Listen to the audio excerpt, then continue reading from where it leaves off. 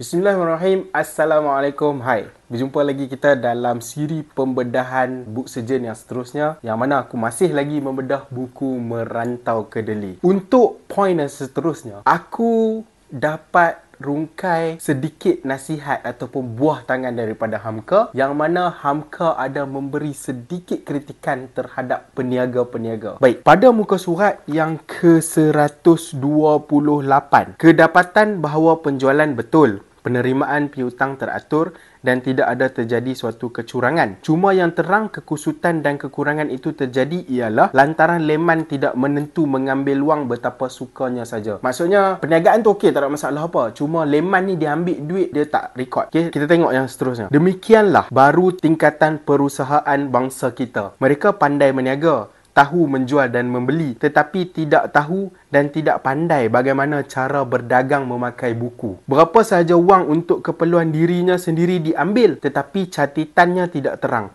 Barang yang diambil atau wang yang dipakai itu dinamai saukan. Itu pada muka surat 128. Pada muka surat 100 yang ke-52 pun ada sedikit Hamka sentuh berkenaan dengan orang-orang yang berniaga. Muka surat ni, 152 ni, waktu ni Mariatun dengan Ponium bergaduh. Jadi bila mereka bergaduh, Mariatun dia ambil kain perniagaan tu, dia ambil, dia bawa lari.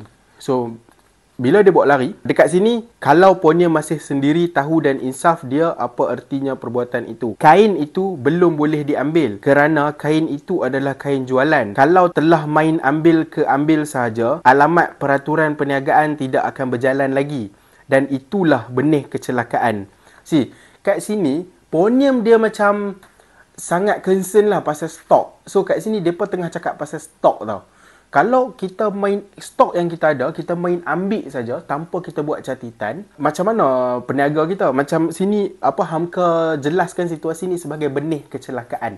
Okey, baik. Kenapa aku berminat untuk nak cakap pasal kritikan ataupun teguran Hamka terhadap peniaga ni?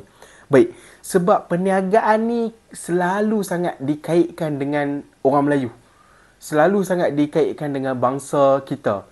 Yang mana hanya bangsa bukan Melayu saja yang selalunya dikatakan lebih pandai berniaga daripada kita, bangsa Melayu. Kadang-kadang kita tertanya-tanya juga, kenapa orang Melayu tak pandai berniaga ataupun tak semaju bangsa lain yang dikatakan pandai berniaga tu. Jadi, pada aku, mungkin jawapannya ada pada huraian Hamka yang sedikit ni.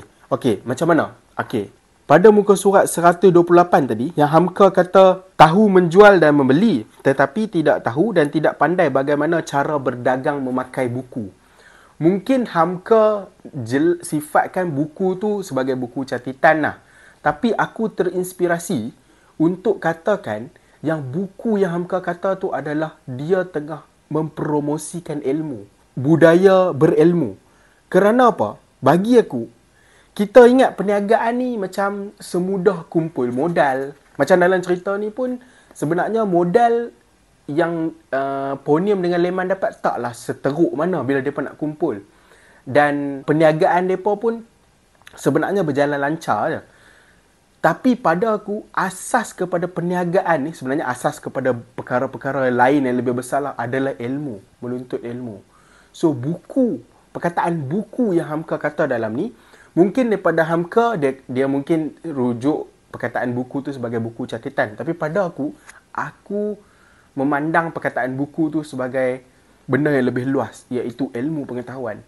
Walau sekuat mana pun kita berniaga, sepower mana pun kita berniaga, kita perlu ada ilmu berkenaan dengan marketing, promotion, wear and tear, pengurusan wang, pengurusan manusia, pengurusan stok dan sebagainya. So, pada aku melihat perkataan buku yang Hamka kata pada muka surat 128 tu lebih luas daripada buku catatan.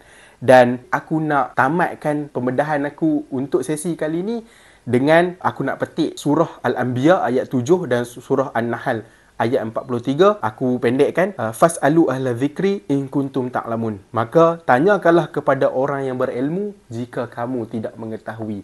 Jadi aku rasakan yang Hamka bukan saja mempromosi untuk menulis dalam buku catatan, tapi Hamka mempromosi kita untuk menimba ilmu pengetahuan. Itu saja daripada aku. Wallahu alam. Terima kasih.